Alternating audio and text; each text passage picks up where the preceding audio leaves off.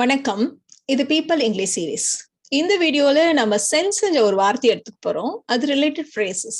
Sense of, make sense, in a sense, in the sense of, in the sense that. இதையெல்லாம் எப்படி use பண்றது அப்படின்னு தெரிஞ்சுக்க போறோம். சென்ஸ் அப்படின்ற வார்த்தையே நம்ம யூஸ்வலா அறிவுங்கிற மாதிரி யூஸ் பண்ணுவோம். To you have any sense அந்த மாதிரி கேட்போம். பட் சென்ஸ்ன்றது ஒரு உணர்வு, உணர்தல். நம்ம என்ன உணர்றோம் அப்படின்றது. சென்ஸுக்கும் ஃபீலுக்கும் என்ன டிஃபரன்ஸ்னா, ஃபீல்ன்றது டச் அண்ட் ஃபீல்னு சொல்லுவோம், தொடு உணர்வு அது சொல்லுவோம். இல்லைன்னா ஃபீலிங்ஸ் அண்ட் எமோஷன்ஸ்ன்னு சொல்லுவோம். நம்ம எப்படி ஹாப்பியா ஃபீல் பண்றோமா, சேடா ஃபீல் பண்றோமா, இந்த மாதிரி உணர்வுகளையும் நம்ம ஃபீல்னு சொல்லுவோம். பட் இந்த சென்ஸ்ன்றது ஒண்ணு நம்மளுடைய ஐந்தறிவுல வரும் இல்லையா, ஸ்மெல்லு, கேட்கறது, தொடு உணர்வு, சாப்பாட்டு டேஸ்ட் உணர்வு, அதையெல்லாம் நம்ம சென்ஸ்ன்னு சொல்லுவோம். இது தவிர நமக்கே ஒண்ணு தானா தோணும் இல்லையா, இப்படி நடக்க போகுது, ஒரு ஆபத்து வர்ற மாதிரி இருக்கு, இப்படி நேரலாம், அப்படிலாம் யோசிப்போம் இல்லையா, அந்த மாதிரியான உணர்வுகளையும் நம்ம சென்ஸ் தான் சொல்லுவோம். இப்போ ஒருத்தர் ஏதோ நடக்க போகுது அப்படின்னு அவள் உணர்ந்திருக்கலாம் அப்படின்னு நம்ம சொல்லியிருக்கோம். இப்ப சாதாரணமா ஏதோ நடக்க போகுது அப்படின்னு அவள் உணர்ந்தாள் அப்படின்னா, she sensed that something was going to happen.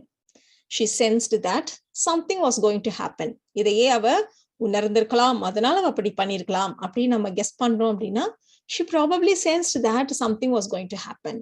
She probably sensed that something was going to happen.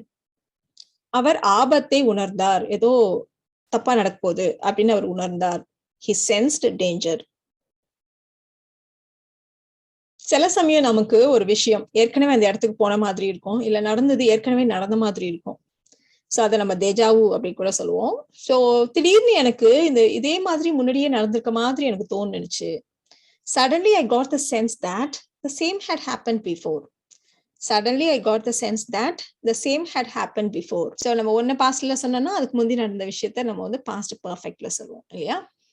இப்போ தேஜாவுன்னு சொன்னோம். இப்போ எனக்கு எந்த ஒரு விஷயத்தை எடுத்துட்டாலும் அது ஏற்கனவே நடந்த மாதிரி தோணும். I have a strong sense of deja vu.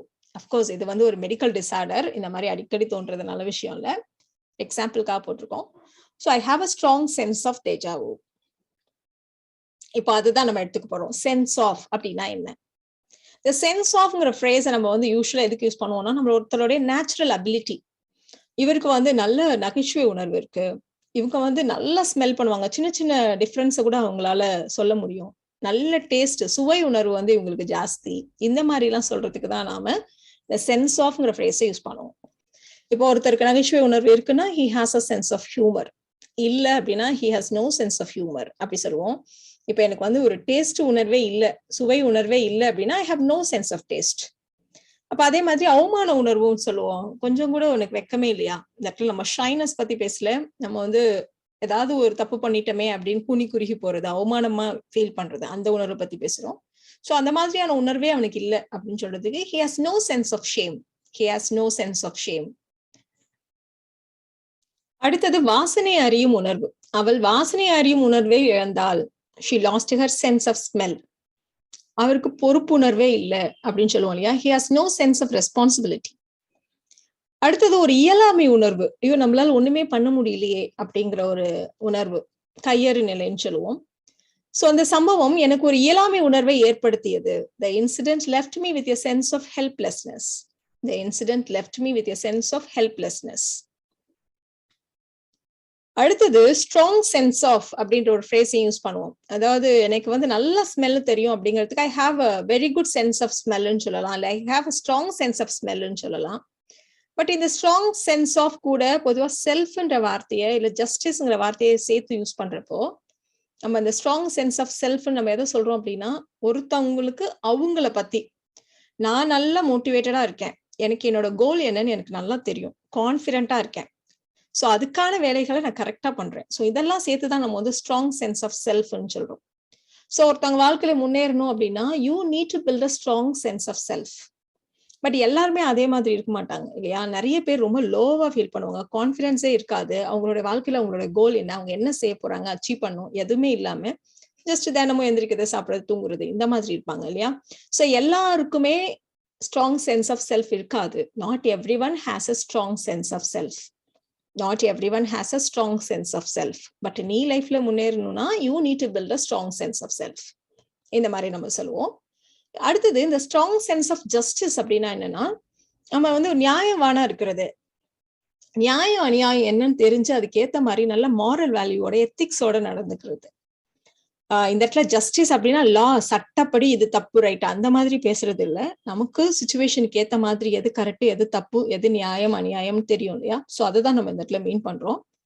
So my grandmother has a strong sense of justice. எது நியாயம் அநியாயம் தெரிஞ்சு கரெக்டா பண்ணுவாங்க. இதே விஷயத்த நேச்சுரல் ஜஸ்டிஸ் கூட சொல்லுவாங்க. So my grandmother has a strong sense of natural justice. அப்படி கூட நம்ம சொல்லலாம். இப்போ நம்ம பார்க்க போற phrases make sense, makes no sense. இப்போ நீங்க ஒரு ஸ்டோரிய படிக்கிறீங்க, அந்த ஸ்டோரியில என்ன சொல்ல வராங்கன்னே புரியல. அவங்க சொல்லியிருக்கிற விதம், அவங்களோட எழுத்து நடை உங்களுக்கு புரியவே இல்லை அப்படிங்கிறப்போ அதை நம்ம இட் மேக்ஸ் நோ சென்ஸ் அப்படின்னு நம்ம சொல்லுவோம். ரொம்ப தெளிவா இருக்கு ஒரு எக்ஸ்பிளனேஷன் அப்படிங்கிறப்போ இட் மேக்ஸ் சென்ஸ் அப்படின்னு நம்ம சொல்லுவோம். இது வெறுமனே எழுதப்பட்ட விஷயங்களுக்கு மட்டும் இல்ல, ஒரு பிக்சரோ எதுவா இருந்தாலும் அது நமக்கு புரியக்கூடிய விதத்துல இருந்ததுன்னா இட் மேக்ஸ் சென்ஸ்ன்னு சொல்லுவோம். புரியவே இல்லை, என்ன சொல்ல வராங்கன்னே புரியல அப்படின்னு சொல்றதுக்கு இட் மேக்ஸ் நோ சென்ஸ் அப்படின்னு நம்ம சொல்லுவோம். சோ இட் மேக்ஸ் நோ சென்ஸ்ன்னு சொன்னோம். இதே விஷயத்த it doesn't make any sense அப்படி கூட நம்ம சொல்லலாம். இப்ப நீங்க ஒரு கார்ட்டூனை பாக்குறீங்க, இந்த கார்ட்டூனை பார்த்தோன்னே எங்க அண்ணன் சிரிச்சாரு, பட் எனக்கு புரியவே இல்லை, என்ன சொல்ல வராங்கன்னு எனக்கு புரியல. அப்புறம் எங்க அண்ணன் எக்ஸ்பிளைன் பண்ணதுக்கு அப்புறம் தான் எனக்கு புரிஞ்சுச்சு, அது வரைக்கும் எனக்கு புரியல அப்படின்னு நம்ம சொல்ல போறோம். So this cartoon didn't make any sense until my brother explained it. This cartoon didn't make any sense until my brother explained it. ஒருத்தவங்க கிட்ட ஒரு கொஸ்டின் கேட்கிறோம், சில பேர் அதுக்கு டைரக்டா பதில் சொல்ல முடியாட்டி ஏதோ சுத்தி வளைச்சு ஒரு 10 நிமிஷம் பேசுவாங்க. அந்த கொஸ்டினுக்கும் அந்த எக்ஸ்பிளனேஷனுக்கும் என்ன சம்பந்தம்னே நமக்கே புரியாது. சோ உங்களோட எக்ஸ்பிளனேஷன் என்ன சொல்ல வரீங்கன்னே எனக்கு புரியல. Explanation didn't make any sense. Your explanation didn't make any sense. அதே மாதிரி அவர் வேலையை ரிசைன் பண்ணிட்டு ஓட போறாரு, இல்ல மேல இருந்து குதிக்க போறாரு, ஏதோ ஒண்ணு ஒருத்தரை பத்தி சொல்றோம், தப்பா சொல்றோம். அவர் ஏன் அப்படி எல்லாம் செய்யணும், இனி என்ன சொல்ல வர, ஏதாவது புரியுற மாதிரி இருக்கா நீ சொல்றது, என்ன அர்த்தத்துல சொல்றேனே புரியல, இந்த மாதிரி நம்ம சொல்லுவோம் இல்லையா? So why would he do such thing? அவர் ஏன் இப்படிலாம் பண்ணணும்? It makes no sense. So புரியலங்கிற அர்த்தத்துலதான் it makes no sense சொல்றோம் இல்லையா? அதை நான் ஐ டோன்ட் அண்டர்ஸ்டாண்ட் சொல்ல வேண்டியதானே, நம்ம ஏன் இட் மேக்ஸ் நோ சென்ஸ் சொல்றோம்? சோ இந்த இடத்துல இட் மேக்ஸ் நோ சென்ஸ் சொல்றப்போ நீங்க நான் புரிஞ்சு கொள்ளக்கூடிய விதத்துல அதை நீங்க எக்ஸ்பிளைன் பண்ணலன்னு நம்ம பழைய ஆப்போசிட்ல பேசுறவங்க மேல போடுறோம். நீ சொல்ற விதம் நான் புரிஞ்சுக்கக்கூடிய அளவுல இல்லைங்கிறது தான் நம்ம இட் மேக்ஸ் நோ சென்ஸ் சொல்றோம். சோ நம்மளை விட பெரியவங்க அப்படிங்கிறப்போ இட் மேக்ஸ் நோ சென்ஸ் சொல்றது ஒரு பொலைட்டானது கிடையாது. சோ அந்த மாதிரி இடத்துல சாரி ஐ டோன்ட் அண்டர்ஸ்டாண்ட் சொல்றதுதான் நல்லது. ஒருவேளை நீங்க ஸ்பீக்கரா இருக்கீங்க, நீங்க தான் பேசுறீங்க, ஸோ ஆப்போசிட்ல உள்ளவங்கள்ட்ட டு யூ அண்டர்ஸ்டாண்ட், உங்களுக்கு புரியுதா அப்படின்னு கேட்கறதுக்கு டு யூ அண்டர்ஸ்டாண்ட் அப்படி கேட்கறதா, இல்ல am I மேக்கிங் சென்ஸ் அப்படி கேட்கறதா? ஸோ பொதுவா ஸ்டூடெண்ட்ஸ் கொஞ்சம் சின்ன பிள்ளைங்க அப்படின்றப்ப உங்களுக்கு புரியுதா அப்படின்னு கேட்க டு யூ அண்டர்ஸ்டாண்ட் அப்படி கேட்கலாம். பட் ஒரு ஒரு கான்ஃபரன்ஸ் மாதிரியான இடங்கள்ல நம்ம கொஞ்சம் பொலைட்டா கேட்கணும் அப்படின்னா நான் சொல்றது நான் வந்து உங்களுக்கு புரியக்கூடிய விதத்துல எக்ஸ்பிளைன் பண்றேனா அப்படின்னு பொலைட்டா கேட்கறதுக்கு am I மேக்கிங் சென்ஸ் அப்படின்னு நம்ம கேட்கலாம். இதுதான் டிஃபரன்ஸ். சோ எந்த சிச்சுவேஷன்ல நம்ம யார்கிட்ட கேட்கிறோம் அப்படிங்கறத பொறுத்து கரெக்டான ஃப்ரேசஸ் சூஸ் பண்ணா கரெக்டா இருக்கும். இப்போ நம்ம பார்க்க போற ஃப்ரேஸ், ஒரு ஃப்ரேஸ் இல்ல, இங்க 3 ஃப்ரேஸ் இருக்கு. இது எல்லாத்துக்குமே ஆல்மோஸ்ட் சிமிலர் மீனிங் தான். In a sense, in one sense, in some sense, ஒரு விதத்துல, ஒரு வகையில, அந்த மாதிரி சொல்றதுக்கு தான் இந்த ஃப்ரேஸ் நம்ம யூஸ் பண்ணுவோம்.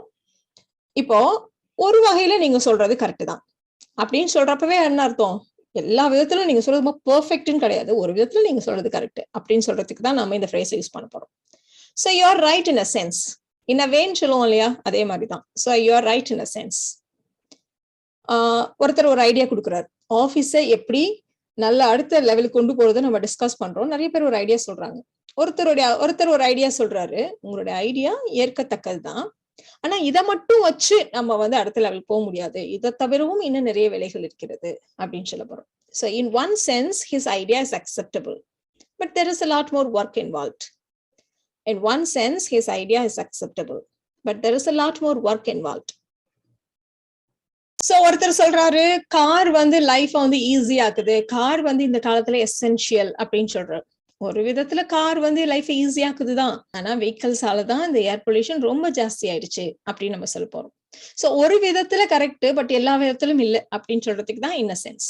So in a sense car makes life easier, but vehicles cause 75% of air pollution.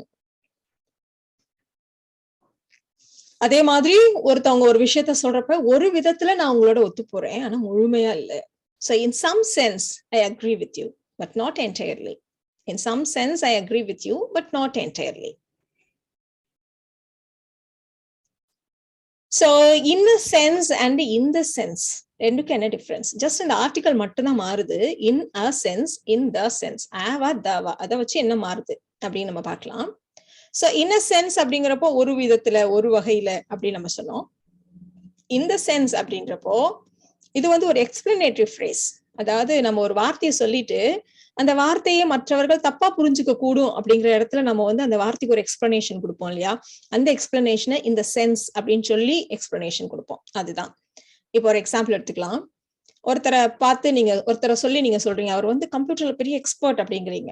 அப்படியா, கோடிங்ல ரொம்ப நல்லா எழுதுவாரா அப்படின்னா, இல்ல நான் எக்ஸ்பர்ட்னு சொன்னது என்னன்னா அவர் வந்து ஹார்ட்வேர்ல செம்மையா பண்ணுவாரு, அதுக்காக நான் சொன்னேன் அப்படின்னு நம்ம சொல்றோம். சோ இதுதான் அப்படின்றத எக்ஸ்பிளைன் பண்றப்போ நம்ம வந்து இந்த சென்ஸ் அப்படின்னு நம்ம சொல்றோம். சோ இந்த சென்ஸ் ஆஃப் அப்படின்னு போட்டா பொதுவாகவே ஆஃப் பக்கத்துல நம்ம நவுன் தான் போடுவோம் இல்லையா? சோ இந்த சென்ஸ் ஆஃப் யூஸ் பண்றப்போ ஸ்ட்ரக்சர் எப்படி இருக்கும், தட் கிளாஸை வச்சு இருக்கிறப்போ ஸ்ட்ரக்சர் எப்படி இருக்கும் அப்படின்னு இங்க 2 எக்ஸாம்பிள் கொடுத்துருக்கோம்.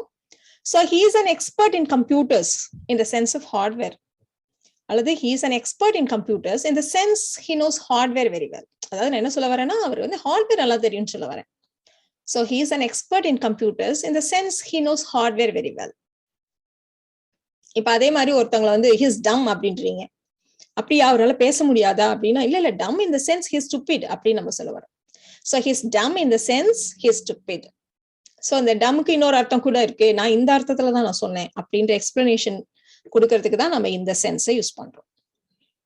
இப்போ வந்து ஒருத்தர் பார்த்து அவர் ரொம்ப கிளவர் அப்படியா அப்படின்னா, ஆமா பணம் சம்பாதிக்கிற விஷயத்துல ரொம்ப கிளவர், எப்படி மணி மேக் பண்ணணும்னு அவருக்கு நல்லா தெரியும். His clever in the sense of making money. So of பக்கத்துல நவுன்னு சொன்னோம், இந்த மாதிரி ஜெரன் கூட நம்ம யூஸ் பண்ணுவோம். இப்ப இதே தட் கிளாஸ் வச்சு சொல்றதா இருந்தா, his clever in the sense he can make money easily. He's clever in the sense he can make money easily. So இந்த வீடியோல நாம சென்ஸ் பத்தி சென்ஸ் வச்சு ஒரு நிறைய phrases பார்த்தோம். இந்த வீடியோ உங்களுக்கு யூஸ்ஃபுல்லா இருக்கும்னு நினைக்கிறேன். Thank you so much.